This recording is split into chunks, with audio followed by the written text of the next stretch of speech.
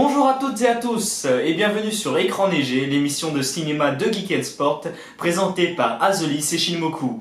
Et aujourd'hui nous vous présentons le film Room. Room donc est un film canadien et irlandais qui a été produit en 2015 par j'ai nommé Lenny Abrahamson. Donc Un total inconnu. un total inconnu pour nous en tout cas. Un totalement inconnu. Donc il faut savoir une chose, c'est que ce film est l'adaptation cinématographique d'un livre, un livre qui a été écrit par Emma Donoghue, qui a également écrit le scénario du film, et qui s'est inspiré pour cela de 3 faits réels, et même plus large, hein, parce que c'est assez... Ça s'inspire assez de commun, littérature, voilà. de faits divers et tout ça. Voilà. Alors pour le scénario c'est tout simple, c'est une mère et son enfant qui sont dans une chambre vraiment étroite, on pourrait le dire. Une cabane de jardin, ouais. Une cabane de jardin qui se trouve aux États-Unis. Ces deux personnages sont enfermés contre leur gré par Le vieux méchant Nick. le vieux méchant Nick, un personnage pervers, tout ce qu'on peut trouver d'horrible. Et ils sont enfermés dans cette cabane, dans cette petite chambre, pendant 7 ans pour la mère et 5 ans pour son fils qui est né dans cette chambre. Pour les avis, on a un avis assez général qui est vraiment bon, dans le sens où tout ce qu'il y a dans ce film, tout ce qui est filmé, tout ce qui est écrit est bon.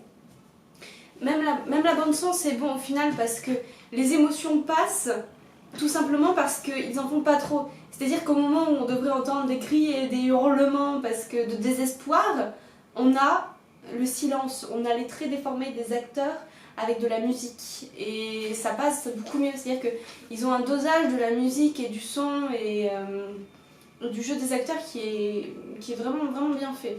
Voilà, tout ce qui est dans ce film est fantastique, je dirais, parce que on a tout un côté psychologique, tout un côté horrible. Ça fait un espèce de méli-mélo tellement beau à voir, tellement surprenant, tellement choquant, qu'on est tout de suite pris dans l'histoire. Parce que tout est là, il y a le petit Jack, le fils, le petit Jack qui est la première personne qu'on entend en voix off, qui raconte une sorte d'histoire. C'est le narrateur. Voilà, c'est le narrateur de l'histoire. On s'y attend pas forcément, et c'est ça qui est fantastique. Ce qu'il y a d'encore plus fantastique, c'est que l'histoire soit tellement innocente, tellement formée de la façon d'un enfant, d'un rêve, d'un poème, que c'est tellement ambigu. Et puis j'en ai marre des pompiers qui commencent à me faire... Paris. Voilà, excusez-nous. C'est tellement fantastiquement raconté qu'on ne peut pas se décoller de l'écran. On peut pas mettre sur pause pour aller au shot parce que justement, on est trop pris dedans. Même à la fin, on veut savoir la suite. Ah oui, bah... Même voilà, quand il arrive ce qu'il arrive, on verra ça dans les spoilers, on est quand même là accroché, on veut que ça se termine, mais on est quand même là à vouloir les garder près de nous. Parce que tout se passe tellement vite dans cette histoire que... Voilà. On veut les suivre jusqu'à leur mort en fait. Voilà, limite. Franchement, je l'ai vu 2 fois le film et la tension reste la même. L'attachement au personnage reste le même. On ressent les mêmes sentiments la 2e fois. On s'ennuie pas une seule seconde, pas une seule. Et pourtant, c'est très psychologique, hein, c'est très basé sur le psychologique. Donc une fois qu'on on connaît le psychologique, on connaît le développement psychologique et tout. On aime bien ce mot psychologique. Toujours, c'est le troisième RPG où on l'utilise en plus. On pourrait se dire que la deuxième fois, c'est pas intéressant parce qu'on sait déjà. Mais non, en fait, c'est tout aussi prenant et c'est tout aussi bien fait que... Alors on en veut encore, on en veut tout le temps. Ouais. Voilà. Tout le temps. Les acteurs sont géniaux, d'ailleurs il faut souligner quand même que la mère, l'actrice qui joue la mère a reçu l'Oscar de la meilleure actrice, Oscar parfaitement mérité, et le petit Jack... Le gamin l'aurait mérité aussi. Il est génial, il l'aurait mérité aussi, mais même les autres. Hein. À tous. Enfin le méchant, on peut pas dire qu'on le voit beaucoup, donc on peut pas vraiment le dire, mais après... ils sont super quoi. Disons que les apparitions très nettes des personnages font qu'ils sont bons quoi. Ouais. Même si ils éclairent juste un peu le plateau, même s'ils font une apparition éclair justement, ils sont là, ils sont présents, on le sent, on a peur pour eux, on ressent tellement d'émotions avec eux que voilà, c'est pas possible de jouer comme ça, c'est fantastique. Oui, ils sont géniaux. Voilà, les traumatismes liés à cet enfermement, on les ressent tellement fortement. Je pense pas qu'il ait 5 ans. Je pense pas qu'il ait eu 5 ans, mais je dirais 10 ans. À peu près 10 ans. Ah, je dirais un peu moins de 10 ans quand même. Oui, un peu moins de 10 ans, mais à peu près 10 ans. 7-8 pour moi. Oui, évidemment. 7-8. Dans la dizaine, quoi. Ouais. Et cet enfant joue tellement bien. C'est surprenant. C'est surprenant. J'ai vu plein de films, plein de séries où les petits jouaient super bien, mais alors lui... Mais le seul enfant qui m'a fait cette impression, c'est la gamine qui joue dans Silent Hill et dans... Comment il s'appelle ? Tideland. On le fera dans l'écran neigé, je pense, je vais te le montrer. Parce que elle est juste bluffante. D'ailleurs, on la voit dans plein de films tellement elle est bluffante. Hein. D'accord. C'est la seule actrice enfant qui me fait ressentir ce que Jack nous fait ressentir. Quand même, c'est assez impressionnant. Parce qu'en plus, ce qui est drôlement incroyable dans ce film, c'est que les personnages ont des vues différentes, tous, de la situation. Tous, ils ressentent les choses différemment. Et c'est tellement bien explicité qu'on le sait, on sait parfaitement ce qu'ils ressentent et on le comprend, même si c'est diamétralement opposé. Et ça, c'est extraordinaire. Oui, il y a des non-dits qui sont tellement puissants. Ouais. C'est fabuleux. Voilà. Spoiler ?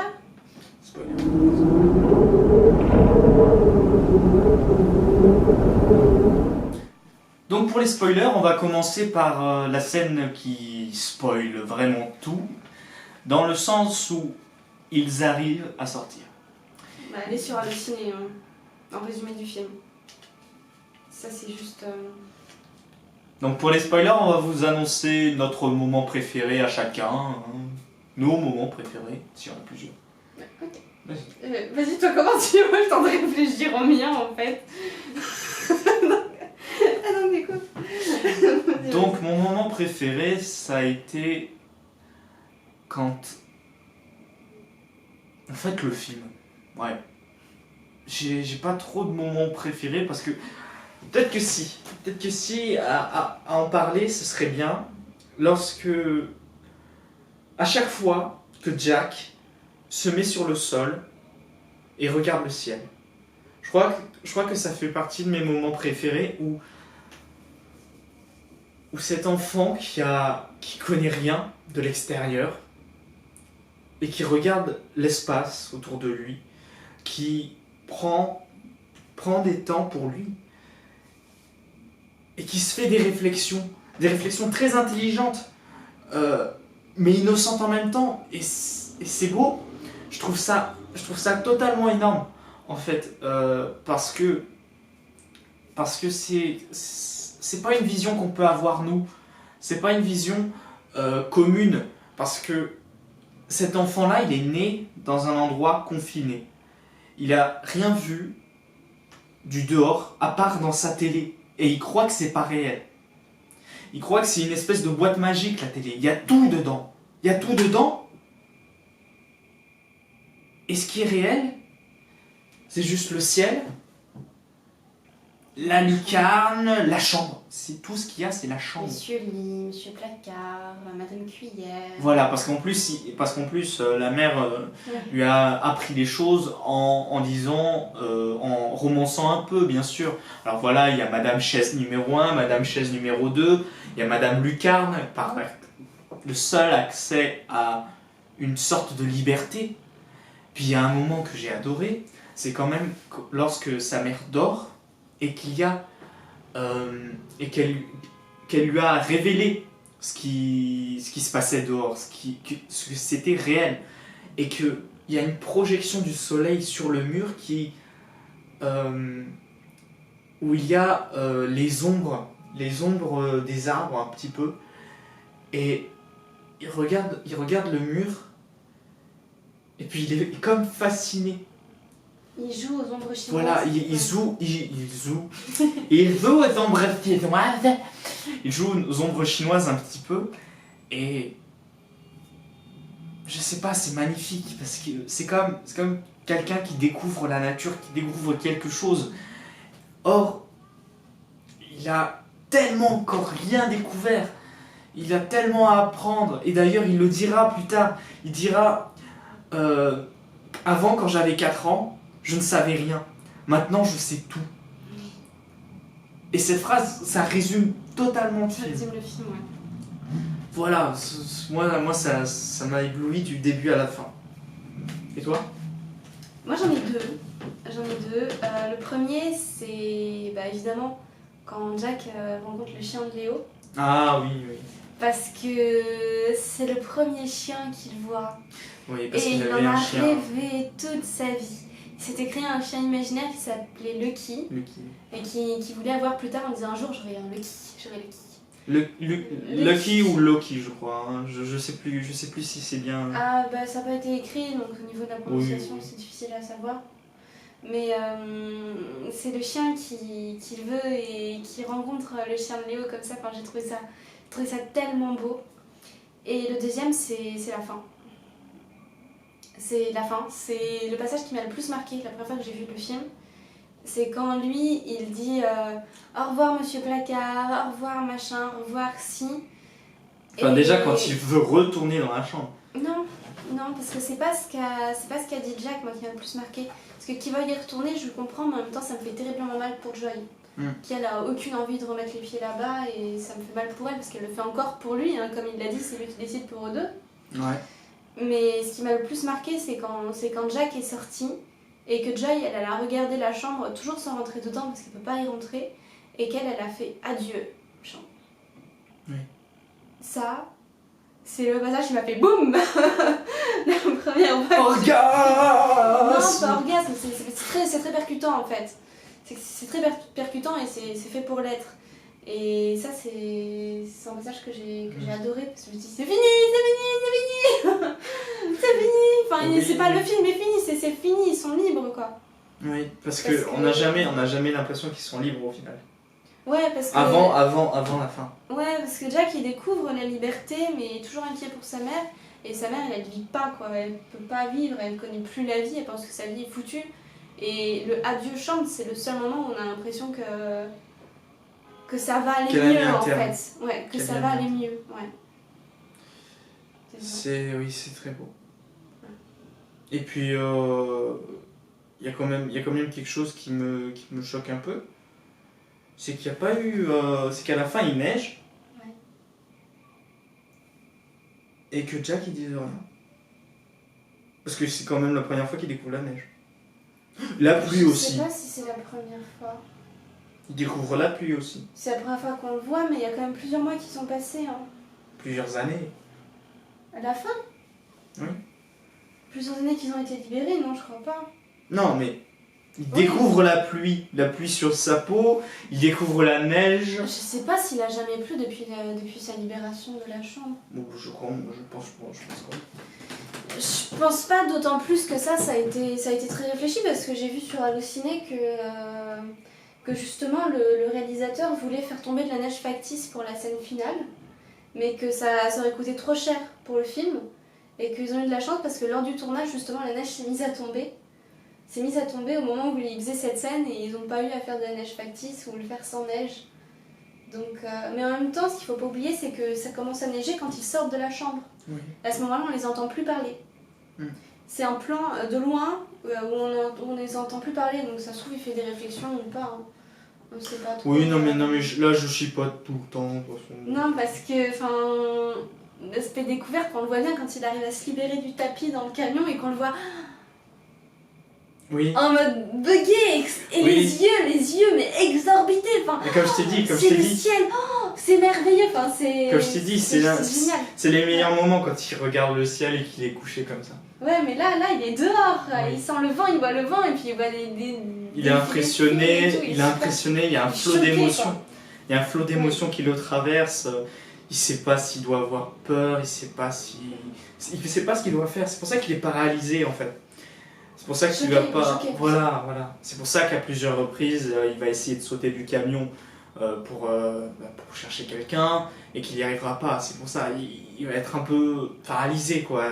À 5 ans, on découvre le monde. C'est pas rien. Non, c'est pas rien. Voilà. Voilà, ce que on peut rajouter, je pense qu'on a fait à peu près le tour. Oui. On a fait à peu près le tour. Les réactions des parents. Non, oui, moi, un passage qui m'a. Ouais, passage très dur, moi j'ai trouvé aussi, c'est quand Joy elle dit à sa mère s'il n'y avait pas eu ta tête soit gentille avec les gens qui raisonnaient, je l'aurais peut-être pas suivi quoi. J'aurais peut-être pas suivi le monsieur qui m'a kidnappé pendant 7 ans. Non, il y a beaucoup de morale dans ce film. Ça je l'ai trouvé. Beaucoup de morale. C'est pas un film manichéen. Ce qu'il faut voir, c'est qu'on n'a pas un film les bons, les gentils. C'est-à-dire que le vieux méchant Nick, on ne le présente pas comme un malade mental, hein. On le présente comme un type qui a un boulot, qu'il a perdu, qui dit qu'il fait ça pour son bien à elle, parce qu'elle se rend pas compte que si elle devait bosser, ce serait compliqué, qu'il fait tout pour elle et tout. Les scènes de violence sont suggérées, on voit quasiment rien à part des ecchymoses sur son cou. Sinon, c'est extrêmement pudique comme film, parce que des films de séquestration, on a des tas et c'est loin d'être aussi pudique que ça.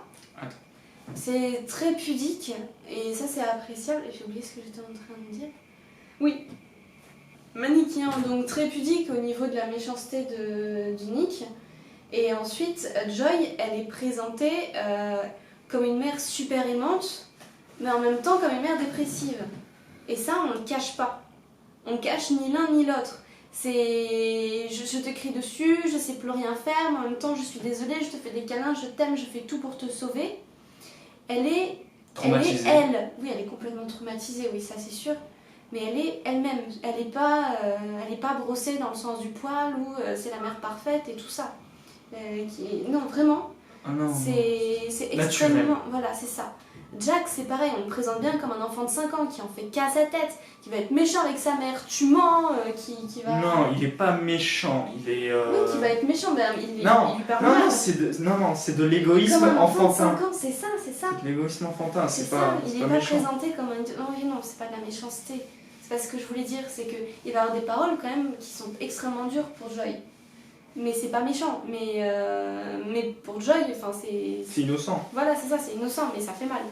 Ah oui. Ça fait mal. L'innocence fait mal parfois. Hein. Il est extrêmement bien... Oui, bah oui. Il est extrêmement bien représenté aussi. La mère, c'est... On nous dit c'est sa faute, elle a fait tout pour sa fille, mais en même temps elle est maladroite, mais en même temps elle s'occupe super bien de Jack, et elle est humaine aussi. Elle est humaine. C'est pas... Elle a refait sa vie sans séquelles pour Joy, parce qu'évidemment il y a des séquelles pour la mère. Mais Joy, elle, on sent bien que de son côté, elle se dit, ma mère, c'est bon quoi, elle avait pas besoin de moi. Elle a refait sa vie tranquillement, elle vit bien, elle vivait heureuse avant qu'on sorte de là. C'est encore une fois, c'est teinté de blanc et de noir. On a Léo qui doit être le seul personnage tout blanc. Oui. J'ai pas vu de reproche par rapport à Léo, il apporte le chien, il est gentil avec Jacques. C'est vraiment très un mignon, soutien sans oui. faille. Ouais, lui je vois rien. Et on a le père qui en même temps est content de revoir sa fille, mais qui en même temps, alors qu'il a sa gamine complètement traumatisée et son petit-fils qui n'a jamais vécu et qui est totalement perdu, qui sait pas quoi faire et qui est encore plus sous le choc, qui arrive quand même à parler fort et à engueuler des gens et à râler par rapport à la situation avec eux à côté. C'est parce qu'il est choqué, mais il y arrive quand même. Il arrive quand même à faire ça, donc elle est choquée encore plus. Et à ne pas pouvoir regarder Jack parce que c'est le fils de Nick. C'est le fils d'un bâtard, quoi. Ah, je pense pas que ce soit parce que c'est un bâtard. Ben oui, mais c'est ça. Pour moi, c'est parce que c'est comme s'il lui mettait un bébé Nick sous le nez, quoi. C'est vraiment, regarde, voilà, c'est lui. Bah oui, c'est qui ça. m'a séquestré, quoi. C'est ça. Mais moi, bâtard, je l'entends dans le sens pas légitime. Ah mais non, mais il le reconnaît pas. Hein. Oui, il le reconnaît pas. Mais bâtard, moi je l'entends dans le sens pas légitime, alors que si c'était un amour, si c'était avec un amoureux que son père ne supportait pas, ce serait un bâtard quand même. Mais là, c'est un souvenir, quoi. C'est un petit porte-clés. Regarde, je t'ai séquestré pendant 7 ans et regarde ce que j'ai fait à ta fille pendant 7 ans. Et c'est en ce sens-là qu'il n'arrive pas à le voir et ça crée des tensions, ça crée des conflits. Et pourtant, on sent bien que le père, il est bien intentionné, quoi. C'est juste que c'est trop dur pour lui parce que l'amour pour sa fille est trop fort et qu'il n'arrive pas à voir Jack comme le fils de sa fille plutôt que comme le fils de Nick. Ce sont des personnages qui sont extrêmement bien faits, car extrêmement humains, avec des émotions extrêmement humaines et pas tout droit, machin, tout ça, comme dans beaucoup de films de genre. Et ça, c'est vraiment, vraiment bien fait. Vraiment bien fait parce que c'est ça qui les rend attachants au final. Ouais, tu veux parler de la journaliste ? Ouais. Vas-y. Connasse. Voilà. Ouais. Connasse. Mais très représentative de ce que ça peut être aujourd'hui. Bon, ce qu'il faut savoir, oui, dans le sens représentatif, c'est que quand elle lui parle, elle est très gentille, toute douce, et elle fait extrêmement attention à son traumatisme, mais il y a des questions, mais franchement, franchement, moi je dis, si Joy elle était morte, si elle s'était suicidée, ce serait sa faute, hein. Alors là, moi je l'attaque en justice, la journaliste, hein, parce que franchement, homicide involontaire, hein, homicide involontaire, parce que n'importe quoi, mais n'importe quoi, mais qu'est-ce qu'on va dire ce genre de choses à quelqu'un qui a vécu ça? Mais votre fils, pourquoi vous avez décidé de le garder avec vous plutôt que de demander est-ce qu'il aille le déposer dans un institut ou dans une église ou je sais pas quoi, un orphelinat? C'est extrêmement égoïste, vous trouvez pas? Pourquoi vous êtes dit qu'il serait mieux enfermé dans cette chambre avec vous toute sa vie plutôt que de pouvoir être libre mais sans vous? Enfin, quelle question, mais quelle question? Mais qu'est-ce qu'elle croit, elle, si je l'enferme pendant 2 ans, pendant qu'elle se fait séquestrer, violer et bouffer des petits pois pas congelés, machin truc, et qu'en plus elle accouche là-dedans, comme ça, d'un gosse où elle doit elle-même couper le cordon? Je vais dire, tiens, pourquoi tu penses pas lui demander de l'emmener ailleurs, franchement? Est-ce que ça peut lui venir à l'esprit de lui dire, va amener le gosse quelque part, je sais pas, elle pense à rien, mais la pauvre fille, elle essaye de survivre. Nous vous remercions d'avoir écouté Écran Léger durant tout le long de cette vidéo. Nous espérons que vous aimez... Non. Je me suis gouré en plus. Oh, j'en reviens pas du tout. T'es puni. Désolé. C'est pas grave. Non, voilà, non, mais c'est n'importe quoi. Je veux dire, tout ce qu'elle pense, c'est de se dire, pourvu que je puisse m'en sortir un jour, pourvu que je puisse sortir, pourvu qu'on puisse sortir, c'est la seule chose qui lui reste. Et ça lui donne une raison de rester en vie. Déjà qu'elle n'a même pas le droit à une paire de ciseaux pour pas se tailler les veines ou lui planter les ciseaux dans le cou. Si en plus il faut qu'elle pense à dire lui il faut qu'on le mette dehors et qu'on l'abandonne. Mais qu'on l'abandonne, mais vous imaginez? Abandonner son fils déjà en temps normal, ça doit être extrêmement difficile. Mais alors dans des situations comme ça, on n'y pense même pas. Enfin, je veux dire, elle a déjà du mal à rester en vie. C'est comme ça qu'on plaît à Aslis. En faisant un film qui est complètement calqué sur la réalité. Et c'est comme ça qu'il réagit. Et s'il réagit comme ça, c'est qu'il est bon le film. Attention. Donc voilà. Eh bien, merci beaucoup d'avoir suivi cette vidéo jusqu'à son terme. Nous vous remercions. Hein, pour tout. Pour tout. Voilà. Et on vous conseille ce film. Et si vous êtes là, c'est que sûrement vous l'avez déjà vu. Ou que vous avez tenu à vous faire spoiler quand même. Mais bon, ce serait dommage. Mais sachez que même si vous êtes resté pendant les spoilers, on vous a absolument pas tout dit du film. Et il vous reste encore énormément à découvrir. Ouais. Et à redécouvrir. Et à redécouvrir parce que moi je le regarderai volontiers une 3e fois et je suis sûre que je m'ennuierai pas non plus. Voilà. Voilà. Bon, eh bien, merci beaucoup. À bientôt. Portez-vous bien.